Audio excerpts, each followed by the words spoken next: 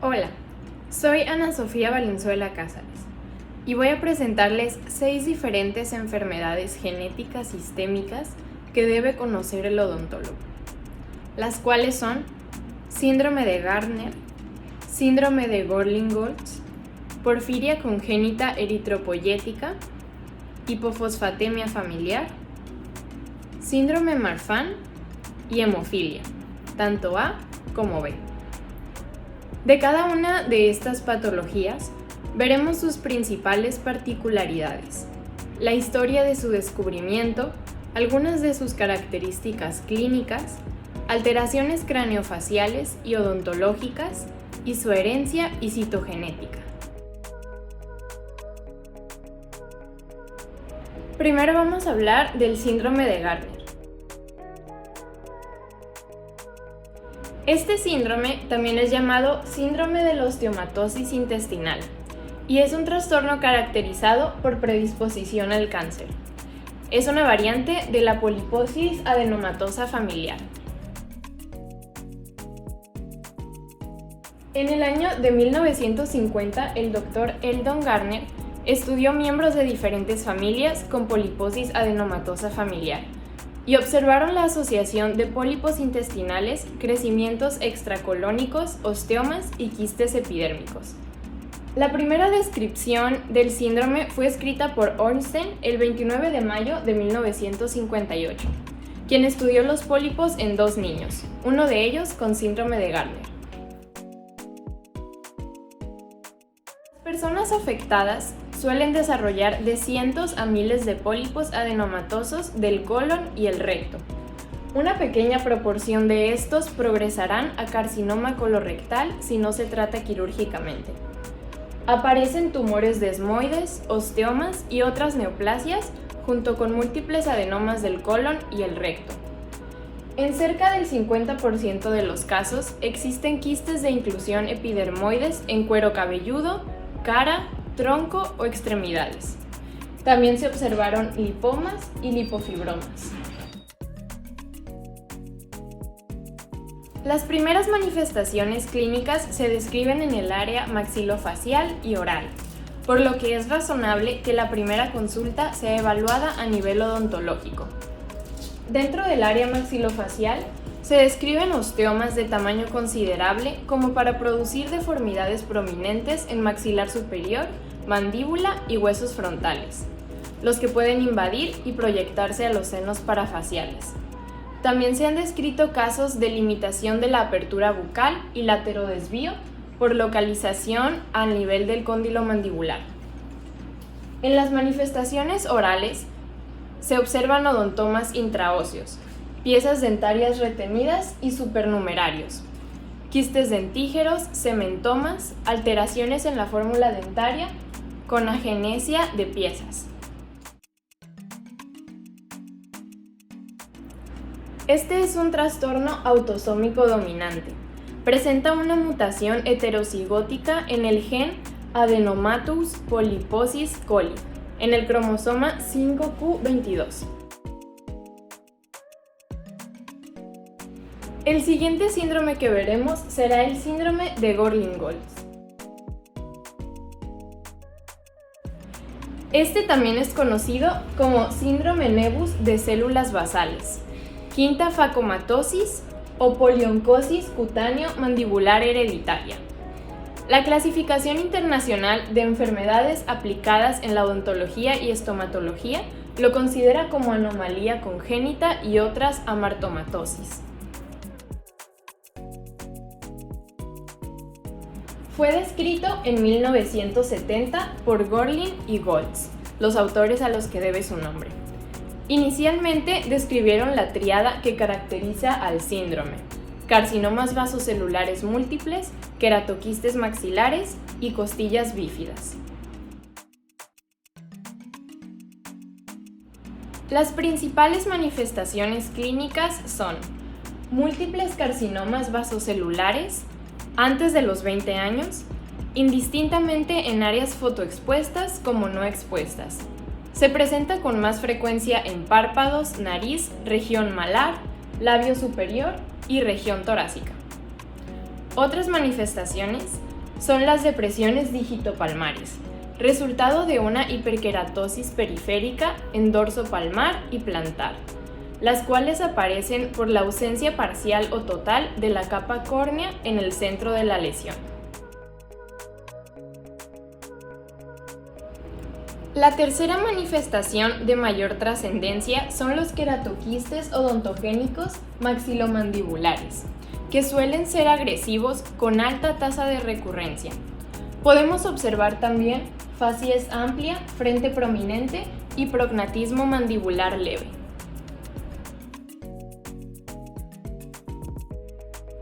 El tipo de herencia es autosómica dominante y puede ser causado por mutaciones en el gen Drosophila patch en el cromosoma 9q22, un segundo gen patch en 1p32 o el gen supresor de homólogo fusionado en 10q24 o q25. El siguiente será porfiria congénita eritropoyética. Este también se conoce como enfermedad de Gunther. Es una enfermedad hereditaria y la menos frecuente de las porfirias, que son un raro grupo de trastornos metabólicos provocados por deficiencias enzimáticas particulares de la vía de síntesis del grupo hemo. En la porfiria congénita eritropoyética, la actividad de una enzima denominada uroporfirinógeno 3 sintetasa es muy baja.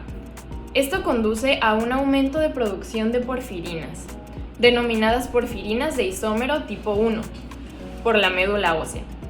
Estas porfirinas se acumulan en el cuerpo, especialmente en los hematíes, y causan los problemas propios de esta enfermedad. Las porfirinas se reconocen como enfermedad desde finales del siglo XIX. Posteriormente, Gunther, en 1911, describió un tipo de porfiria congénita con lesiones cutáneas y afectación hepática, en la que varias familias presentaban una clara predisposición a padecer el defecto bioquímico responsable de la enfermedad. 40 años más tarde, en 1952, Dean y Barnes en Ciudad del Cabo descubrieron una forma de porfiria llamada sudafricana o variegata, en la que demostraron la implicación de factores genéticos. Esta se caracteriza por graves episodios de fotosensibilidad cutánea, cursando con formaciones ampollosas, edema y eritema intensos que resultan en mutilaciones cicatrizales desfigurantes con pérdida relativa de los rasgos faciales. Puede asociarse también a zonas alopécicas, hipertricosis lanuginosa, afectación ocular y dentaria por depósito tisular de uroporfirina 1 y coproporfirina. Otros hallazgos evidentes son la anemia, esplenomegalia, porfirinuria y alteraciones esqueléticas, como osteodistrofia y acroosteólisis. Los depósitos de porfirinas en la córnea y en los dientes en formación pueden producir defectos visuales como conjuntivitis y cicatrices corneales y eritrodoncia respectivamente. Su tipo de herencia es autosómica recesiva y es causada por una mutación homocigótica o heterocigótica compuesta en el gen de la uroporfirinógeno 3 sintasa en el cromosoma 10q26.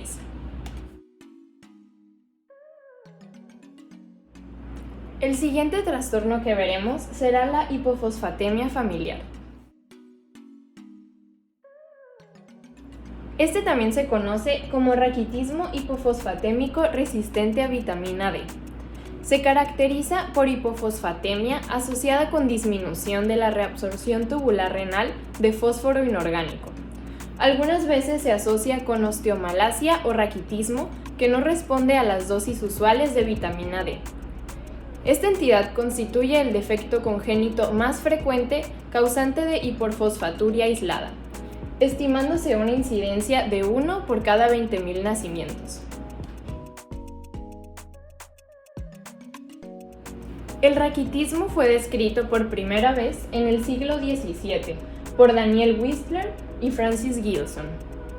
Estos estudiaron una gran familia de Carolina del Norte, con raquitismo resistente a la vitamina D, y en él reconocieron que la hipofosfatemia fue el marcador más relacionado con esta enfermedad. Por lo tanto, surgió el término raquitismo hipofosfatémico resistente a la vitamina D. La enfermedad se manifiesta por un espectro de alteraciones, desde hipofosfatemia sola a retraso del crecimiento y talla baja a raquitismo u osteomalacia graves. Los niños suelen presentar signos después de que empiezan a caminar, como piernas arqueadas y otras deformidades óseas, dolor en los huesos, baja estatura y pseudofracturas, es decir, hallazgos radiológicos en la osteomalacia que pueden representar zonas de fracturas por estrés anteriores que han sido sustituidas por osteoide inadecuadamente mineralizado frente a áreas de erosiones óseas. Además, las excreciones óseas en las inserciones musculares pueden limitar el movimiento.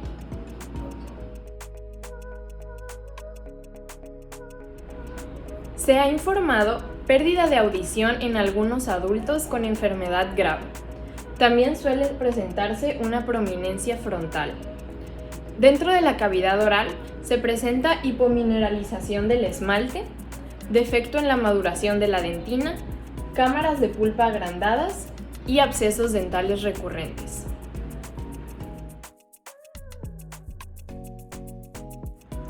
Tiene un tipo de herencia dominante ligado al cromosoma X, causado por una mutación en el gen de la endopeptidasa reguladora de fosfato, en el cromosoma XP22. El siguiente será el síndrome Marfan. Este es un trastorno hereditario del tejido conectivo fibroso. Muestra un pleiotropismo y una variabilidad clínica llamativos. Las características cardinales ocurren en 3 sistemas: esquelético, ocular y cardiovascular. Bernard Jean Antoine Marfan, en 1896, presentó el caso de una niña de 5 años, Gabrielle, a una asociación en París. La niña tenía unos largos brazos desproporcionados respecto a su cuerpo y los dedos de manos y pies muy delgados y largos. Sin embargo, fueron Henry Mary y Léon Barbonnais los que estudiaron de nuevo el caso y notaron que la niña sufría escoliosis y asimetría torácica.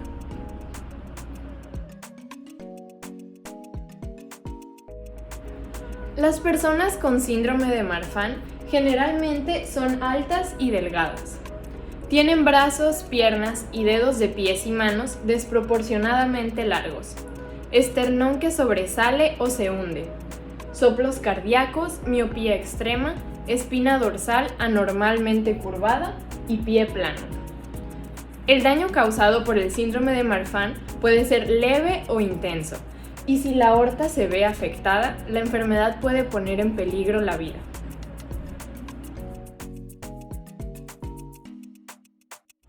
Se caracteriza por una cara alargada y estrecha, hipoplasia malar, micrognatia, retrognatia, paladar arqueado y estrecho y dientes apiñados.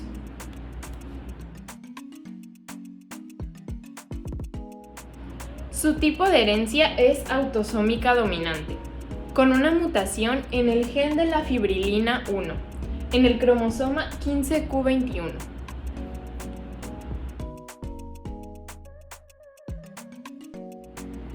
Por último, veremos la hemofilia.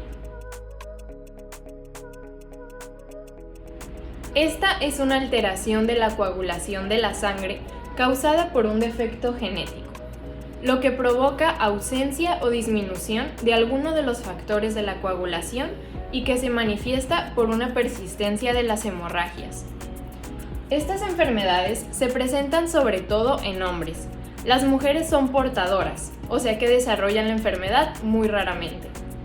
En un 30 a 50% de los enfermos, la mutación aparece espontáneamente. La historia familiar es negativa.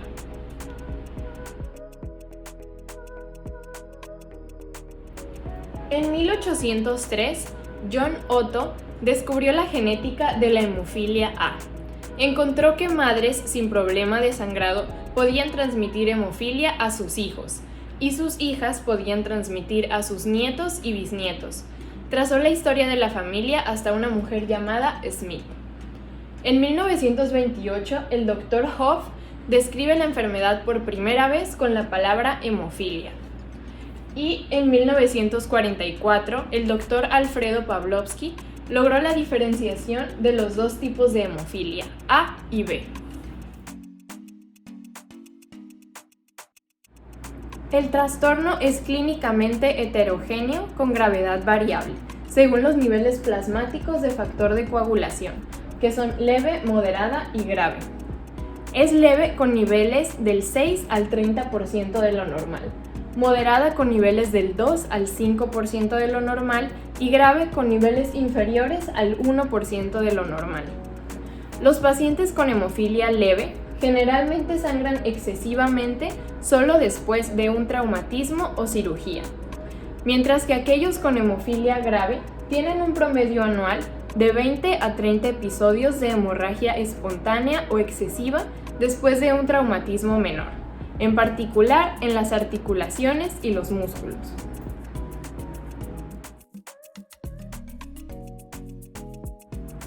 La hemofilia en la cavidad bucal presenta características patognomónicas, como sangrado de múltiples sitios, petequías, equimosis y frecuentemente hemorragias gingivales prolongadas, espontáneas o traumáticas, que en ocasiones suelen ser asintomáticas y solo detectadas de casualidad. En otras circunstancias, los pacientes también pueden presentar múltiples episodios hemorrágicos bucales a lo largo de su vida, en dependencia de la gravedad de la hemofilia.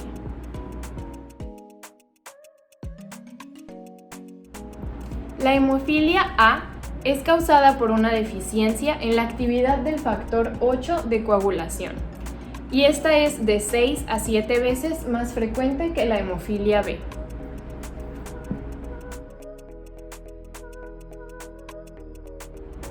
Este es un trastorno recesivo ligado al cromosoma X, causado por una mutación en el gen que codifica el factor 8 de coagulación, en el cromosoma XQ28.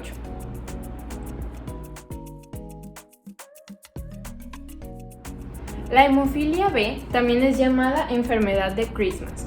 Esto se debe a que el primer paciente diagnosticado de hemofilia B en 1952 se apellidaba Christmas. Y esta es una diátesis hemorrágica congénita causada por la disminución de la actividad del factor 9 de coagulación.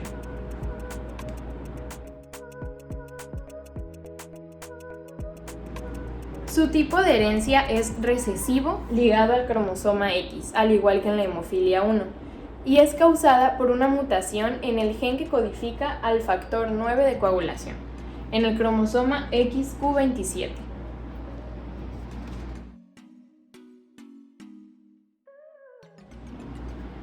Como conclusión, al investigar y analizar cada uno de estos síndromes y enfermedades sistémicas, pude darme cuenta de la repercusión tan importante que la mayoría tienen directamente con la odontología.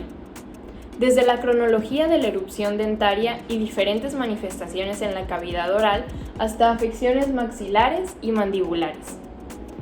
Es indispensable tomar en cuenta siempre en la práctica dental estas características específicas de cada paciente dependiendo de su patología. Por lo cual es muy importante el realizar un buen análisis, conocer cada una de estas posibles afecciones y hacer una buena historia clínica que incluya todos estos datos. Así será posible realizar el tratamiento más oportuno tomando en cuenta cada uno de estos puntos y así al mismo tiempo evitar posibles accidentes. Además de todo esto, el conocer la existencia de estas patologías es de gran utilidad por el hecho de que se pueden requerir de varios cuidados especiales y remitir a especialistas adecuados.